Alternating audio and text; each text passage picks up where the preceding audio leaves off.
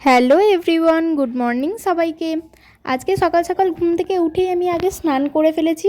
তারপর ছাদে দাঁড়িয়ে একটু রোদে চুলটা শুকিয়ে নিলাম।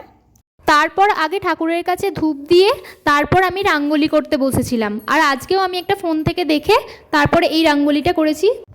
তো তোমরা অবশ্যই জানিও আজকেরটা কেমন হয়েছিল। আর আজকের জন্য ব্রেকফাস্ট বানিয়েছিলাম চাউমিন। তো আমি তো চাউমিন বানালেই তাতে আলু দিই। তোমরা কি চাউমিনে আলু দাও? তাহলে আমাকে অবশ্যই জানিও। আজকে আমার কাছে কোনো সবজি ছিল না, তাই শুধু আলু আর পেঁয়াজ দিয়েই চাউমিনটা করেছিলাম।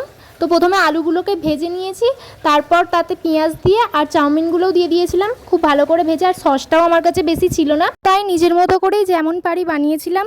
আর এই যে আমার চাউমিন রেডি। তারপর খেয়ে নিয়ে আমি রান্নার কাজে হাত লাগাই।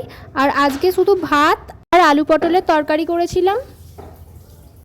তারপর একা একা খেয়ে নিয়েছিলাম। আর আমি অপেক্ষা করছিলাম কখন আমার বর কাজ থেকে আসবে। আর এই যে দেখো, অপেক্ষা করতে করতে চলেও এসেছে।